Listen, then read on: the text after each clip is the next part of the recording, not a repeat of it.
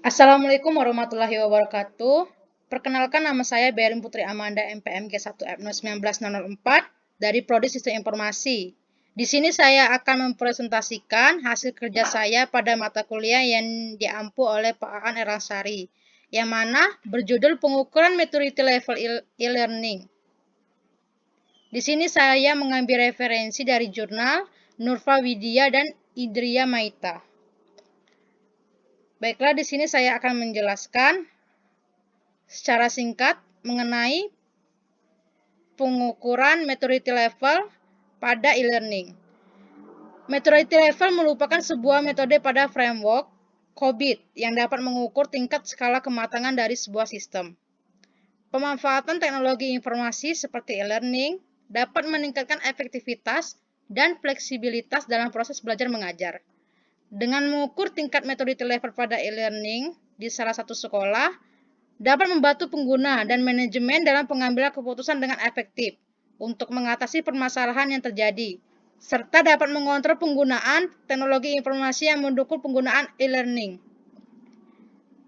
Dalam mencapai tujuan yang diharapkan berdasarkan rencana strategi dan rekomendasi yang diperoleh dari hasil pengukuran tingkat maturity level itu sendiri. Adapun pendahuluan, di sini saya akan menjelaskan apa itu COBIT. COBIT merupakan suatu cara untuk menerapkan Information Technology atau IT Governance.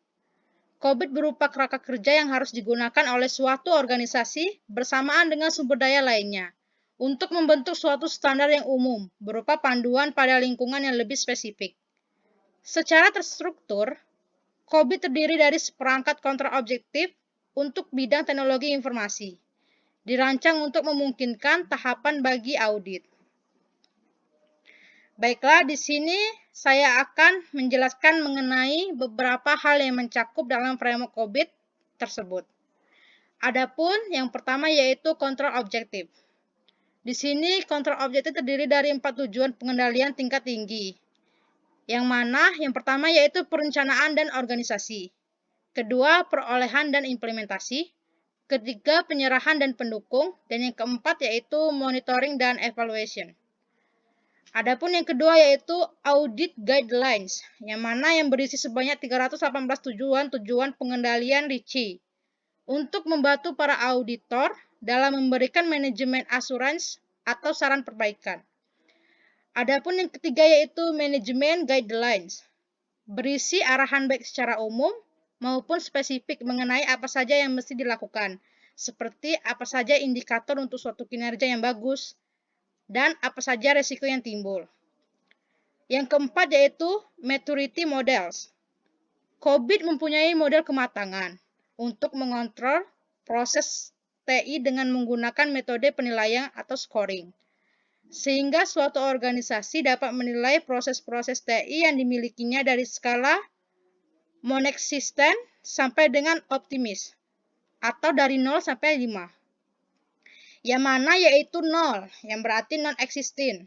1. Initial. 2. Repeatable. 3. Definite. 4. Manage. Dan 5. Optimist. Pendekatan ini diambil berdasarkan Maturity Model Software Engineering Institute. Terhadap tingkatan dalam model ini dikembangkan untuk tiap 34 proses COBIT. Adapun pengukuran maturity level. Dalam menilai tingkat keberhasilan penerapan e-learning, maka dilakukan penyebaran kuesioner kepada siswa maupun guru ataupun pihak manajemen sekolah dalam penerapan dan penggunaan e-learning tersebut dalam proses belajar mengajar yang dilakukan oleh guru dan siswa. Responden untuk kuesioner ini sebanyak 85 orang yang dihitung dengan rumus Slovin sebelumnya, dengan proporsi pembagian sampel untuk siswa jurusan akuntansi sebanyak 30 orang, jurusan sekretaris sebanyak 26 orang, jurusan penjualan sebanyak 11 orang, jurusan teknologi dan jaringan sebanyak 11 orang, sedangkan untuk guru dan karyawan sebanyak 7 orang.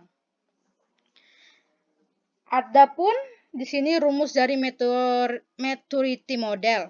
Pemetaan posisi tiap-tiap proses sistem informasi perusahaan terhadap model maturity dibuat berdasarkan hasil dari respon yang didapat.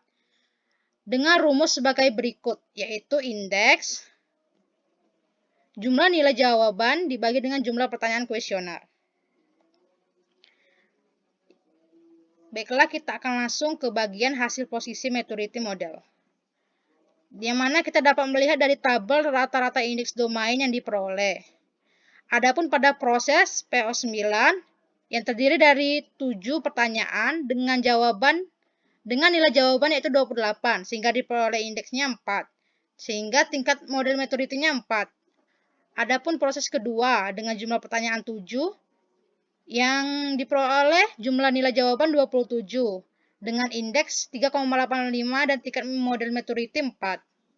Kemudian proses yang ketiga dengan jumlah pertanyaan 7 dan jumlah nilai jawaban 25.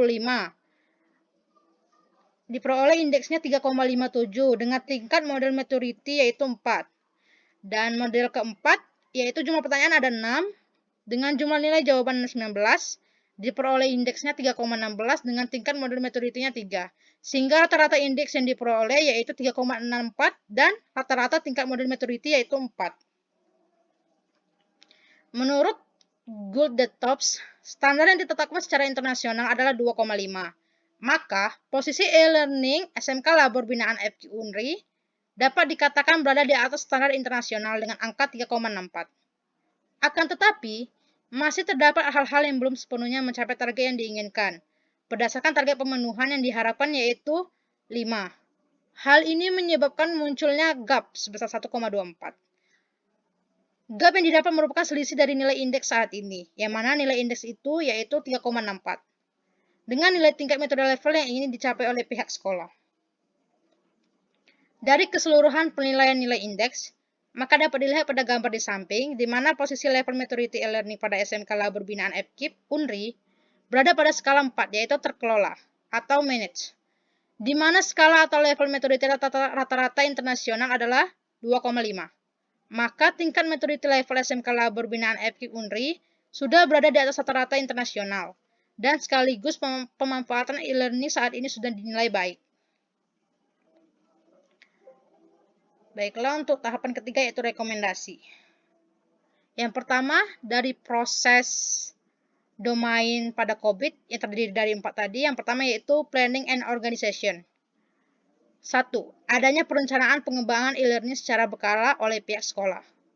Kedua, adanya penjabaran secara tertulis tentang tata cara dan cara kerja e-learning untuk memudahkan guru, murid, atau pengguna e-learning dalam memanfaatkannya. Ketiga, pihak sekolah merencanakan anggaran dana untuk menunjang kelancaran penerapan e-learning, seperti pengadaan sarana dan prasarana yang sesuai dengan perkembangan teknologi informasi saat ini, dan perencanaan anggaran perawatan sistem e-learning tersebut. Yaitu proses domain yang kedua, yaitu execution and implementation. Yang pertama, diberikan pelatihan secara berkala bagi pengguna sistem, terutama bagi guru, agar dapat mengetahui kelebihan dan manfaat penggunaan e-learning dalam membantu proses belajar mengajar nantinya. Yang kedua, jika terdapat perubahan terhadap e-learning, sebaiknya dilakukan sosialisasi atau pengenalan, seperti demo sistem terlebih dahulu, saat perubahan pada e-learning telah dilakukan. Ketiga, pihak sekolah atau top manajemen agar dapat memberikan kebijakan untuk mewajibkan guru menggunakan e-learning dalam membantu dan memudahkan proses belajar mengajar di sekolah. Yang keempat, pihak sekolah yaitu top manajemen dapat memberi solusi dengan cepat dan cermat jika terjadi permasalahan menyangkut penerapan e-learning. Yang kelima, pada saat terjadinya kesalahan ataupun permasalahan pada e-learning, sebelum pihak sekolah memberikan solusi, sebaiknya dibicarakan bersama-sama dengan pengelolaan e-learning dan pihak yang mengerti dengan sistem e-learning tersebut, agar mendapat solusi yang tepat dan terbaik. Untuk proses domain yang ketiga yaitu delivery and support. Yang pertama, penanggung jawab pada e-learning agar ditetapkan, didefinisikan dengan jelas dan dikomunikasikan secara bersama-sama. Yang kedua, melakukan kerjasama dengan pihak luar dalam membantu pemenuhan kebutuhan sarana dan prasarana yang dapat mendukung penerapan sistem e-learning di SMK Labor. Yang ketiga, menyediakan dan membicarakan anggaran secara transparan dalam pemenuhan sarana dan prasarana, guna mendukung penerapan e-learning agar dapat lebih baik lagi. Dan yang keempat, yang terakhir, atau domain terakhir dari COVID yaitu monitoring and evaluation. Yang pertama, pengujian atau pengevaluasian terhadap e-learning sebaiknya dilakukan secara berkala dan dibuat dokumentasi hasil evaluasi tersebut. Yang kedua, pihak sekolah atau manajemen agar dapat memantau atau memonitoring pemanfaatan e-learning secara rutin agar tujuan sejalan dengan tujuan yang diharapkan oleh SMK Labor binaan FKIP Unri.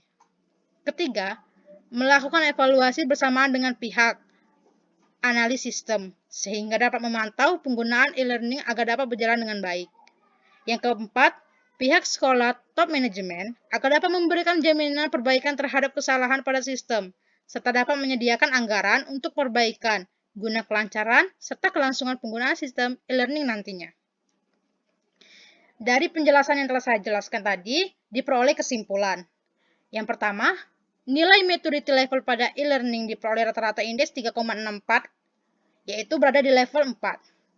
Artinya, penerapan e-learning pada SMK Labor ada pada tingkat yaitu dikelola dengan baik atau manage, di mana pihak sekolah dapat mengukur dan memonitori prosedur yang ada sehingga setiap proses sudah terjalan dengan baik. Meskipun peralatan teknologi informasi yang digunakan masih sedikit terbatas. Adapun kesimpulan yang kedua yaitu dari hasil perhitungan maturity model yang memperoleh indeks atau level maturity tertinggi adalah planning and organization, yaitu pada nilai indeks 4. Dan hasil yang memperoleh tingkat nilai maturity terendah adalah domain monitoring and evaluation, yaitu pada nilai indeks 3,16. Sehingga perlu difokuskan penanganan yang lebih dalam memonitoring dan mengevaluasi e-learning secara berkala agar dapat mencapai tujuan yang diharapkan. Kemudian hasil kesimpulan yang ketiga atau yang terakhir yaitu penghitungan analisa penerapan e-learning. Didapat persentase sebesar 29% untuk penggunaan full content dalam e-learning, 27% untuk penggunaan tugas dan materi, 24% untuk penggunaan forum diskusi, dan 20% untuk tingkat menggunakan salah satu fasilitas dari e-learning tersebut. Dari hasil tersebut, sebanyak 80% siswa dan guru di SMK Labor sudah menggunakan e-learning, sehingga dapat disimpulkan bahwa penggunaan e-learning di SMK Labor sudah berjalan dengan baik dan penerapannya sudah dikategorikan berhasil. Baiklah, itulah penjelasan dari saya mengenai maturity level. Semoga dapat bermanfaat. Jika ada kesalahan, saya mohon maaf. Saya akhiri, wabillahi taufiq wal hidayah. Wassalamualaikum warahmatullahi wabarakatuh.